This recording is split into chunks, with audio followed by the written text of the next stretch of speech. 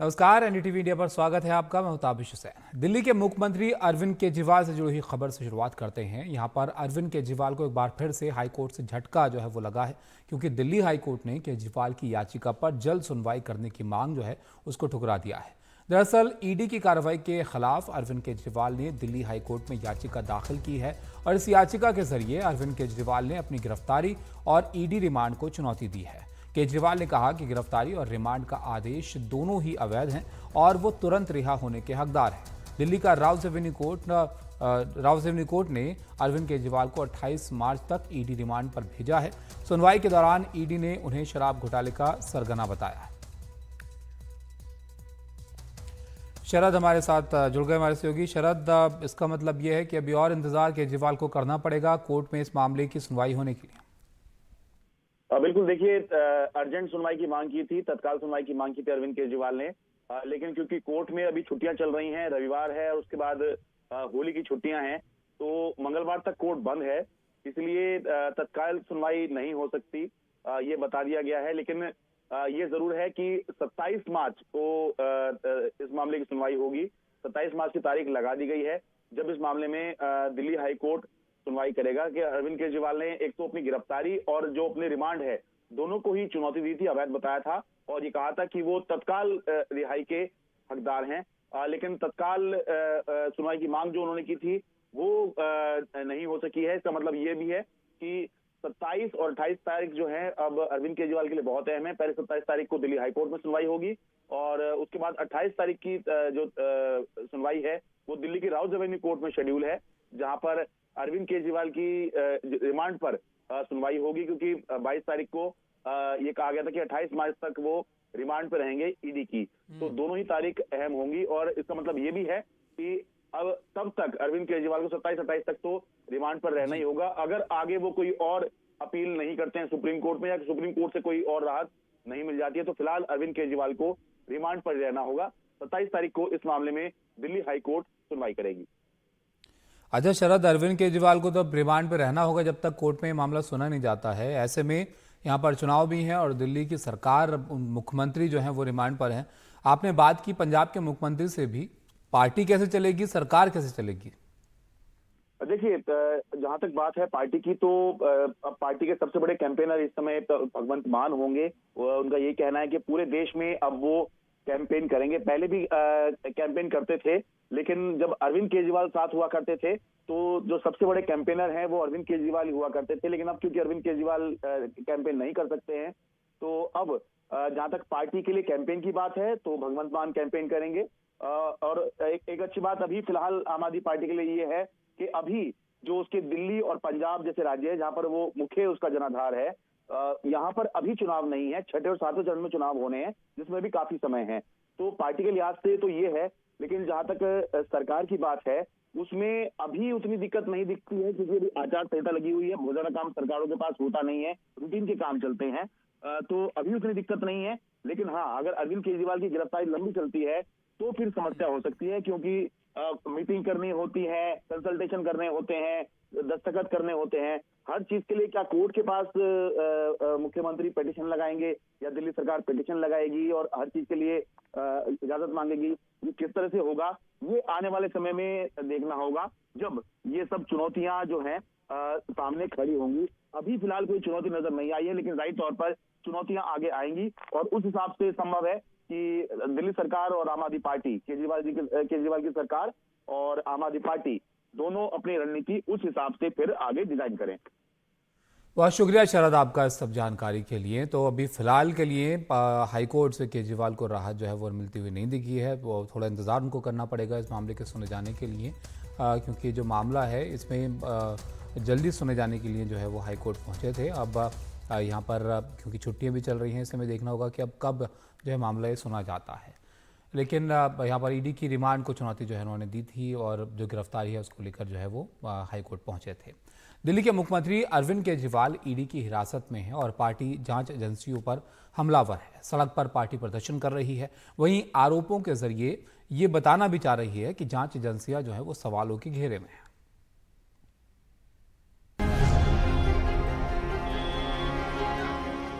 अरविंद केजरीवाल की गिरफ्तारी के बाद आम आदमी पार्टी के निशाने पर हैं जांच एजेंसियां। दिल्ली की मंत्री आतिशी का कहना है कि शरद चंद्र रेड्डी को पहले आरोपी के तौर पर ईडी ने गिरफ्तार किया और अब उनके बयान के आधार पर ईडी ने केजरीवाल को गिरफ्तार किया है। उन्होंने पूछा है कि ये किस तरह की कार्रवाई है। बीजेपी और उनका राइट हैंड इन्फोर्समेंट डायरेक्टरेट तो बार बार कह रहे हैं कि शराब घोटाले में पैसा बना और शराब के दुकानदारों ने इस पैसे को भ्रष्टाचार में, इस पैसे को रिश्वत के तौर पे दिया। लेकिन ये तो शरद चंद्र रेड्डी का सिर्फ बयान है जिसके आधार पर अरविंद केजरीवाल को गिरफ्तार किया गया है। मनी ट्रेल कहां है? वहीं दिल्ली सरकार में मंत्री आतिशी ने आरोप लगाया है कि शरद चंद्र रेड्डी ने इलेक्टोरल बॉन्ड खरीदे और उसे बीजेपी को दिया। 4.5 करोड़ रुपए के इलेक्टोरल बॉन्ड्स दिए एक्साइज पॉलिसी के बनने के दौरान भारतीय जनता पार्टी को। आम आदमी पार्टी बीजेपी और जांच एजेंसियों पर हमलावर है। वहीं अरविंद केजरीवाल का बयान उनकी पत्नी ने जारी कर संघर्ष जारी रखने की बात कही है। Report NDTV India. Arvind Kejriwal की गिरफ्तारी के बाद आज एक तरफ आम आदमी पार्टी ने विरोध प्रदर्शन किया तो यहां पर दूसरी तरफ विपक्षी भाजपा भी जमीन पर उतरी। यही नहीं, अरविंद केजरीवाल की पत्नी सुनीता केजरीवाल भी आज पहली बार सामने आई और अपने पति का संदेश उन्होंने पढ़ा। शहीद दिवस के मौके पर दिल्ली के शहीदी पार्क पर आम आदमी पार्टी नेताओं ने भगत सिंह, सुखदेव और राजगुरु को श्रद्धांजलि दी और बीजेपी के खिलाफ विरोध प्रदर्शन किया। तंग करा जा रहा है, सब लोगों को तंग करा जा रहा है। भ्रष्टाचार के नाम पर लोगों को जान के झूठ बोल बोल के बंद करा जा रहा है। भाजपा का अंत बहुत नजदीक है और ये पूरी जनता इसी तरह देखेगी। इस धरती से प्रण लेता हूं कि अपने लोकतंत्र को बचाने के लिए हमें जो भी करना पड़ेगा हम वो करेंगे। पंजाब के मुख्यमंत्री भगवंत मान भी कार्यक्रम में शामिल हुए। एनडीटीवी से खास बातचीत में उन्होंने ईडी के कथित शराब घोटाले में आपको मिले 100 करोड़ रुपए की घूस के आरोप को खारिज किया। हमारे पास कहां से पैसे कमाने होते तो अरविंद केजरीवाल इनकम टैक्स के कमिश्नर थे, उनकी पत्नी कमिश्नर है, उन्होंने भी इस्तीफा दे दिया। वहां से मैं बहुत फेमस आर्टिस्ट था। अरविंद केजरीवाल की पत्नी सुनीता केजरीवाल भी आज पहली बार सामने आई और अरविंद केजरीवाल का भेजा हुआ संदेश पढ़ा। आज तक बहुत संघर्ष किए, आगे भी मेरी जिंदगी में बड़े बड़े संघर्ष लिखे हैं, इसीलिए ये गिरफ्तारी मुझे अचंभित नहीं करती। हमें मिलकर फिर से भारत को महान बनाना है, दुनिया का सबसे शक्तिशाली और नंबर 1 देश बनाना है। भारत के अंदर और बाहर ढेरों ऐसी शक्तियां हैं जो भारत को कमजोर कर रही हैं। हमें सचेत रहकर इन शक्तियों को पहचानना है, इन शक्तियों को हराना है। मैं जल्द बाहर आऊंगा और अपना वादा पूरा करूंगा। उधर बीजेपी ने महात्मा गांधी की समाधि राजघाट पर जवाबी विरोध प्रदर्शन किया और अरविंद केजरीवाल के इस्तीफे की मांग की। हमारे सारे कार्यकर्ता यहाँ राजघाट पे मांग कर रहे हैं कि ऐसे मुख्यमंत्री को अपने पद से तुरंत इस्तीफा देना चाहिए, उनके रेजिग्नेशन की मांग है। आम आदमी पार्टी अभी 3 दिन और केजरीवाल की गिरफ्तारी के विरोध में अलग अलग तरीके से विरोध प्रदर्शन जारी रखेगी। विरोध प्रदर्शन तो अभी चलते रहेंगे, पर अरविंद केजरीवाल की पत्नी सुनीता केजरीवाल के सामने आने से ये चर्चा शुरू हो गई है कि क्या उनका सरकार या पार्टी में आने वाले दिनों में कोई रोल हो सकता है। फिलहाल ये चर्चा ही शुरू हुई है, इसका कोई स्पष्ट जवाब अभी उपलब्ध नहीं है। दिल्ली से अपने कैमरा सहयोगी रोहित विश्वकर्मा के साथ मैं शरद शर्मा, एनडीटीवी इंडिया। आगे बढ़ते हैं और आपको बताएं, बीजेपी केंद्रीय चुनाव समिति की बैठक को लेकर खबर है कि ये बैठक यहां पर हो रही है। उत्तर प्रदेश की बची हुई सीटों पर चर्चा यहां हो रही है और राजस्थान की बची हुई सीटों पर भी आज चर्चा इस बैठक में जो है वो होनी है। अखिलेश शर्मा हमारे सहयोगी हमारे साथ जुड़ गए हैं। अखिलेश जी बताइए, इस बैठक को लेकर क्या खबर है? देखिए, आज की जो बैठक हो रही है इसमें उत्तर प्रदेश, उड़ीसा, राजस्थान, साथ ही बिहार, इन राज्यों की जो उम्मीदवार के नामों पर चर्चा होनी है। राजस्थान की अगर बात करें तो वहाँ पर करीब 10 उम्मीदवारों के नामों का ऐलान अभी होना है। पीएम नरेंद्र मोदी इस बैठक के लिए बीजेपी मुख्यालय पहुंच गए हैं और माना जा रहा है कि आज की इस बैठक के बाद कल या फिर परसों तक जो बीजेपी के उम्मीदवारों की सूची है उसको जारी कर दिया जाए। अब चूंकि ज्यादा समय नहीं बचा है, 19 अप्रैल को चुनाव होना है राजस्थान में और वहां पर अभी भी जो है 10 सीटों पर उम्मीदवारों का नामों का ऐलान नहीं किया गया, तो माना जा रहा है कि जल्दी ही आज जो सूची होगी उसको अंतिम रूप दे दिया जाएगा और सारी बीजेपी अपने उम्मीदवारों के नामों का ऐलान भी इसी के साथ कर देगी। उड़ीसा की अगर हम बात करें तो वहां पर बीजेपी और बीजेडी के गठबंधन की जो चर्चा चल रही थी उसके चलते बीजेपी अभी तक अपने उम्मीदवारों के नामों का फैसला नहीं कर पाई थी, लेकिन अब जबकि ये तय हो गया कि बीजेपी वहां पर अकेले चुनाव लड़ेगी, तो उसके बाद अब माना जा रहा है कि आज रात की जो बैठक है इसमें उड़ीसा के उम्मीदवारों के नामों का भी फैसला कर दिया जाएगा। उत्तर प्रदेश में भी कई महत्वपूर्ण नाम हैं जिनके ऐलान अभी तक नहीं किए गए हैं, जिनमें कि वरुण गांधी है, मेनका गांधी है, केंद्रीय मंत्री वीके सिंह है, वरिष्ठ नेता जो है संतोष गंगवार है, तो इनका क्या होगा, पार्टी उनको टिकट दोबारा देती है या नहीं देती है, इस पर भी प्रश्न चिन्ह लगा हुआ है। जी, बहुत शुक्रिया अखिलेश जी आपका इस सब जानकारी के लिए। तो ये महत्वपूर्ण बैठक यहाँ पर हो रही है जिसमें जो रह गए हैं उम्मीदवार, बड़े नाम जो हैं उन पर फैसला यहाँ पर जो है निर्णय जो है वो लिया जाएगा। फिलहाल एक ब्रेक के लिए हम रुकते हैं, ब्रेक के बाद वापस लौटते हैं।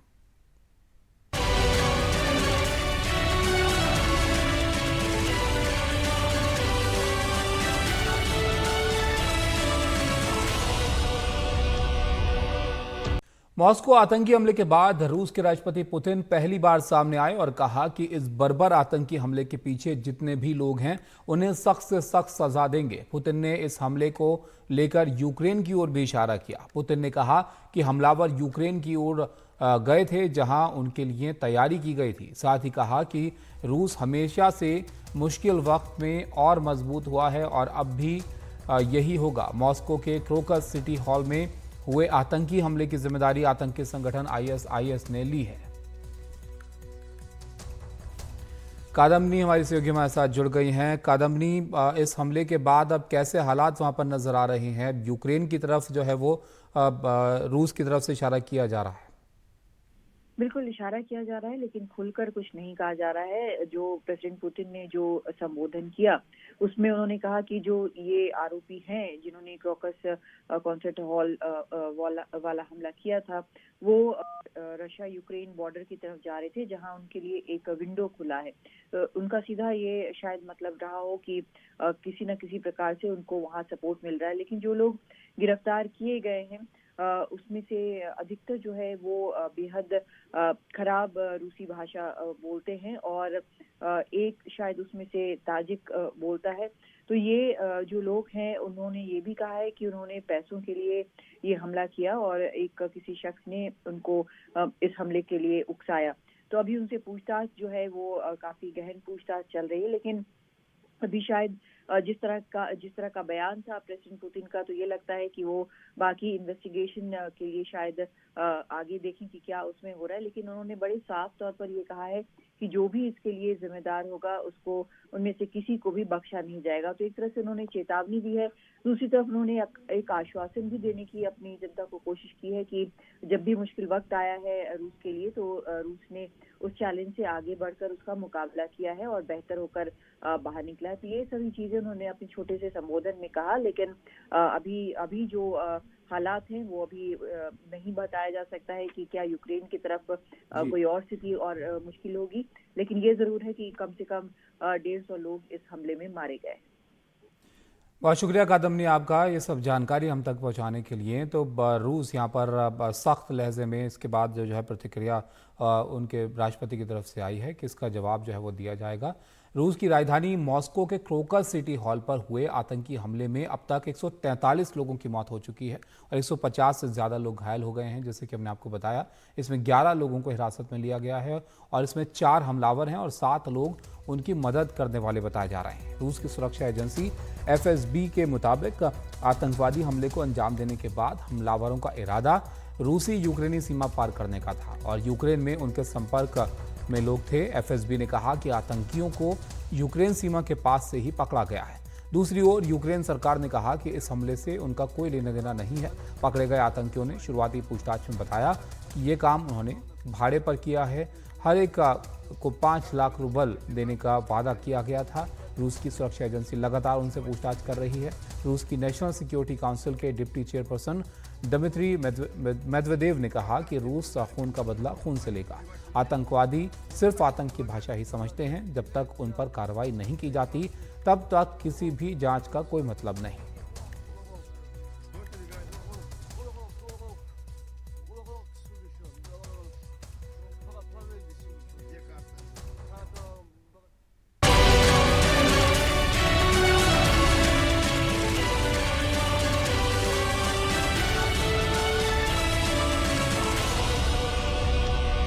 और अब बात करते हैं त्रिपुरा की, जहां पर लोकसभा चुनावों को लेकर सरगर्मी तेज हो गई है। त्रिपुरा पश्चिम सीट से बीजेपी ने राज्य के पूर्व सीएम और राज्यसभा सांसद बिप्लब देब को टिकट दे दिया है।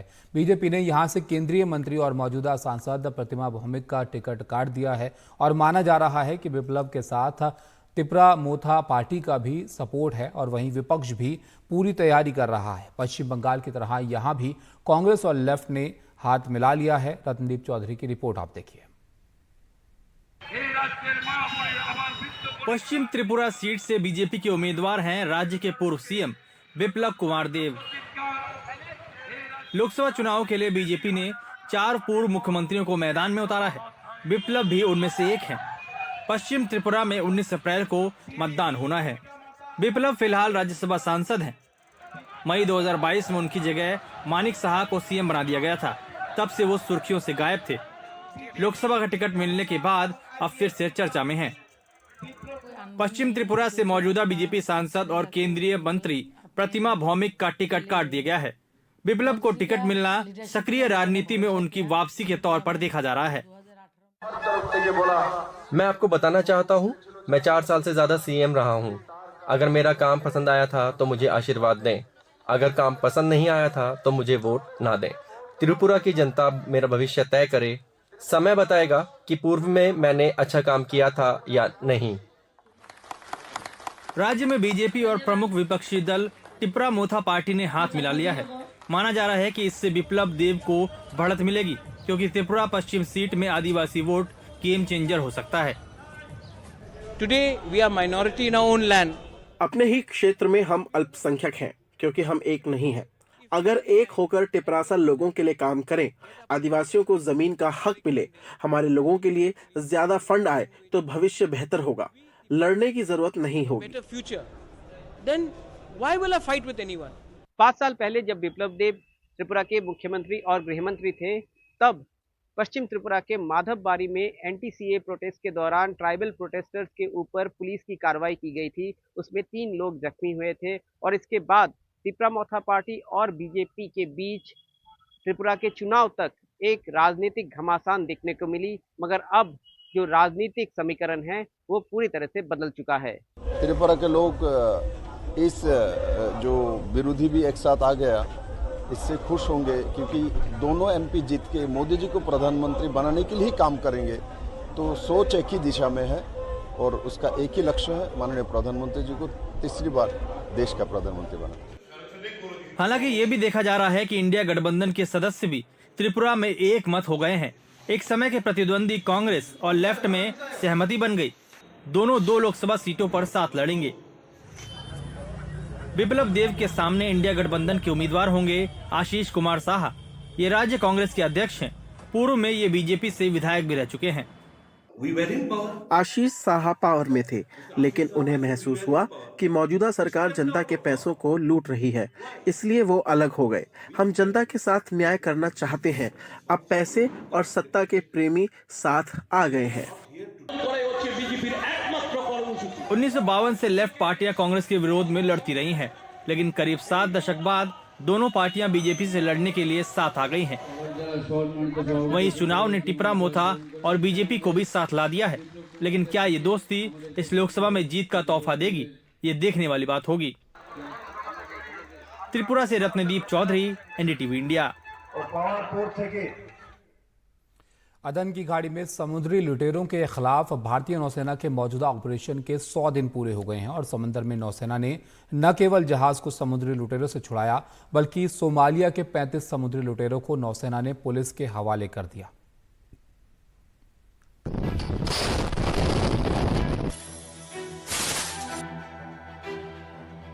समुद्री लुटेरों के खिलाफ नौसेना का जबरदस्त ऑपरेशन। एंटी पायरेसी ऑपरेशन के तहत अदन की खाड़ी में तैनात आईएनएस कोलकाता को खबर मिली कि एमवी रूइन समुद्री लुटेरों के कब्जे में है। इस जहाज को लुटेरों से छुड़ाने के लिए नौसेना ने वायुसेना की मदद ली। 6000 फुट की ऊंचाई से मार्कोस कमांडो को उतारा गया। लुटेरों पर युद्धपोत से नजर रखी गई। 40 घंटे तक चली कार्रवाई के बाद नौसेना ने एमवी रूइन को छुड़ा लिया, जो करीब 3 महीने से समुद्री लुटेरों के कब्जे में था, और 15 क्रू मेंबर को बचाया। साथ ही जहाज पर कब्जा करने वाले 35 समुद्री लुटेरों को भी पकड़ लिया। Got 35 सोमाली पायरेट्स बहुत पहले हो चुका है, क्योंकि 2011 में या उससे पहले भी we have captured pirates and we have brought them to trial in Bharat. So, but in the last about 10 years or so, ये पहली बार ये हो रहा है। इजराइल हमास शुरू होने के बाद अदन की खाड़ी, लाल सागर और अरब सागर में व्यापारिक जहाजों पर हमले बढ़ने के बाद भारतीय नौसेना मदद के लिए आगे आई। उसने एंटी ड्रोन और मिसाइल हमलों को रोकने के लिए अपने युद्धपोत तैनात किए। 10 से ज्यादा युद्धपोत के अभियान के 100 दिन पूरे हो गए हैं। नौसेना ने इस अभियान में 110 लोगों की जान बचाई, जिसमें 45 भारतीय और 65 विदेशी शामिल हैं। It is named after us, और हम लोग एक्शन नहीं लेंगे तो भारतीय नौसेना एक्शन नहीं लेगा तो कौन लेगा? तो therefore we are very clear कि भारतीय नौसेना will take affirmative action to ensure there is safety and security in the Indian Ocean. अरब सागर और हिंद महासागर में भारतीय नौसेना की कार्रवाई नौसेना की पहुंच और बढ़ते दबदबे का सबूत है। नौसेना का कहना है कि इसी रास्ते उसका ज्यादातर व्यापार होता है, लिहाजा वो इस क्षेत्र को सुरक्षित रखने के लिए हर संभव प्रयास करता रहेगा। मुंबई से पारस दामा के साथ नई दिल्ली में राजीव रंजन, एनडीटीवी इंडिया।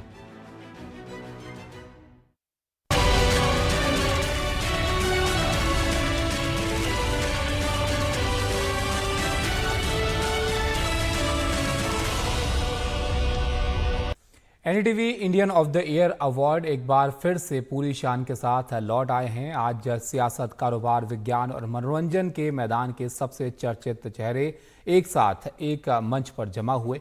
समारोह का उद्घाटन उपराष्ट्रपति जगदीप धनखड़ ने किया, जिन्होंने इन पुरस्कारों को मीडिया के पथ प्रदर्शक अवार्ड्स बताया और उन्होंने कहा कि जब ऐसे अवार्ड मिलते हैं तो पुरस्कार पाने वाले दूसरों के लिए प्रेरणा का स्रोत बन जाते हैं।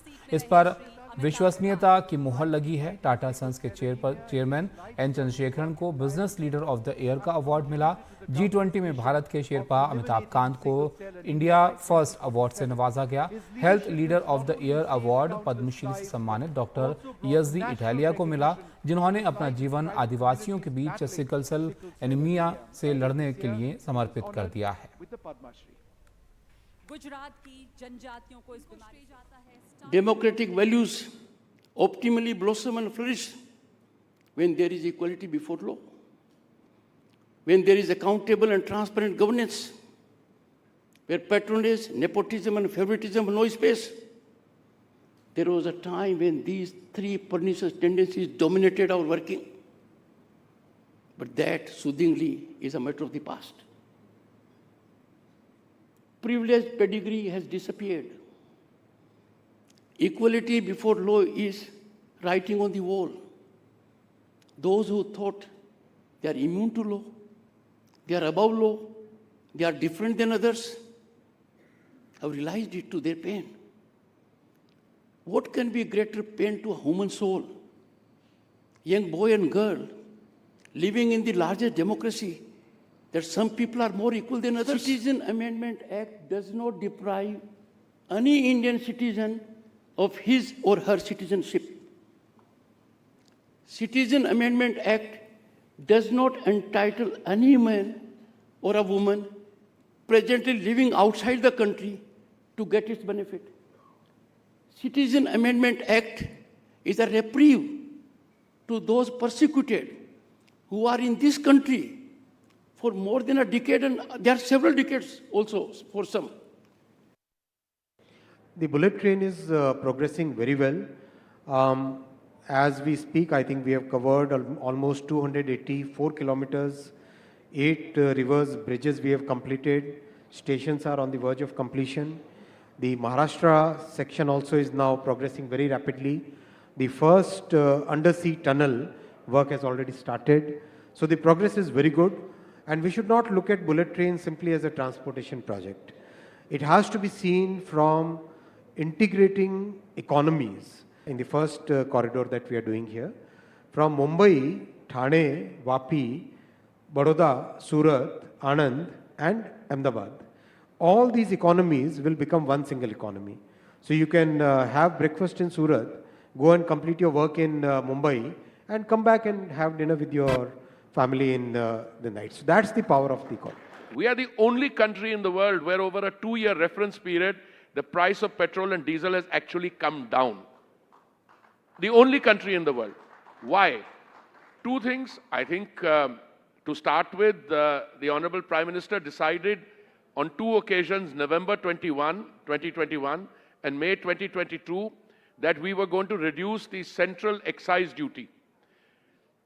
And that brought the price of petrol down by 13 rupees and that of diesel down by 16 rupees. And the BJP ruled states reduced their VAT. So you had a differential of 12 rupees, 15 rupees between a BJP ruled state and the non-BJP ruled states. I come from a very small town in Punjab. So I think the only message is no matter where you're born, no matter what background you come from, you can actually make it. So, and I think this is just a start. NDTV Indian of the year award में Lenskart के सह संस्थापक और CEO Piyush Bansal को innovator of the year से नवाजा गया। ऐसे लोगों के लिए कुछ खास पुरस्कार थे जिन्होंने अपनी ड्यूटी से भी आगे जाते हुए दुनिया भर में भारत का नाम रोशन किया। इंडिया के असली हीरोज पिछले साल इसरो की टीम ने कई कारनामे अंजाम दिए और उन्हें science icon of the year award दिया गया। सिलक्यारा के बचावकर्ता भुवन और डीके मित्तल जिन्होंने उत्तराखंड की सुरंग में फंसे हुए 41 मजदूरों को बाहर निकालने में मदद की थी, उन्हें इंडियाज हीरोज अवार्ड मिला। सनी देओल बने एंटरटेनर ऑफ द ईयर और विक्रांत मैसी को मिला एक्टर ऑफ द ईयर का अवार्ड। लेकिन सबसे बड़ी विजेता रही भारत की महिलाएं, जिन्हें इंडियन ऑफ द ईयर का खिताब दिया गया। पापा से शुरुआत हुई है हमारी सारी, और जो उन्होंने अचीव किया उसके सामने तो हम कुछ भी नहीं। बस कोशिश करते हैं कि उनकी तरह बने रहें, लोगों को एंटरटेन करें और लोगों का दिल बहलाएं। और मैं अभी पॉलिटिक्स में भी हूँ, लेकिन मैं हमेशा यही कहता हूँ कि I serve the country better as an actor than anybody else और anything else I mean to say, because लोग सिनेमा में जाते हैं और ये हमेशा सिनेमा ही रहा है। इसके बाद दूसरे फॉर्मेट्स आए हैं, लेकिन सब शुरुआत सिनेमा से हुई है। Obviously theatres were there, but लोग वहाँ जाते हैं अपनी तकलीफ़ें भूलने, एक सपना देखने, और जो सपना हम लोगों ने देते हैं उसका नशा लेके वो बाहर आते हैं। और ये अवार्ड उन सब के लिए है जो हमेशा खुश रहते हैं और कभी किसी से किसी बात की अफसोस नहीं करते किसी चीज़ का। Thank you very much. NDTV Indian of the year award में केंद्रीय मंत्री स्मृति ईरानी ने कहा कि महिलाएं आज हर क्षेत्र में आगे हैं। Well, I met Kusha the first time and we were both hurrying towards a plane. The only difference was that I was busy lugging some stuff. She was busy not only filming her dash to the plane, but at the same time scream, "Oh my God, Tulsi." I think what I realized today, especially having a generation stand before me, it does not matter how many Rahul Gandhis I defeat. All that will matter possibly is my creative expression. And that is why when we say that our creators are the true cultural ambassadors of our country, the social media creators today are now the flag bearers of what India can be. We have a legacy that we can leverage. We have a culture which is profound and diverse. And I think, Kusha, personally as a woman, let me say, you've been through many challenges. I'm a follower on Instagram, sorry. but you've handled it with grace. And that's what being an Indian woman is all about. You're not determined by the dress you wear or the color of your skin, but just your tenacity. So it's a proud privilege to present this award to you. Vikrant Massey को actor of the year के खिताब से नवाजा गया, उनका क्या कहना था वो भी आप देखिए। Firstly, thank you so much NDTV for this honor. And I had thought that I'd speak about other things. I really didn't know that Smriti ma'am is presenting the award to me. So I just want to share a small anecdote. Life actually, as you said, has come a full circle. Back in 2006, when I was trying to make ends meet as an actor, a boy came running from an adjacent set to me saying that, "Aapse ma'am milna chahti hain." And I said, "Ma'am," she's like, "Smriti ma'am milna chahti hain." She invited me over to her set. She'd seen a couple of my TV shows back then. And she told me that, "Vikrant, you have tremendous potential. I wish you all the very best." Very gladly, she even shared her sham ka nashta with me. And she sat with me, she spoke to me without knowing me just through television screens. And I remember very, very vividly our conversation. It was a pretty long conversation. And as I said, I was trying to make ends meet. Within a month, I get a call from a production house. And I get offered a TV show, which really helped me at that time. And years later, I got to know that she was the one who recommended my name there. And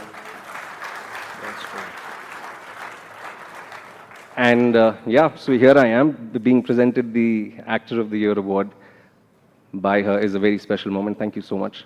Thank you.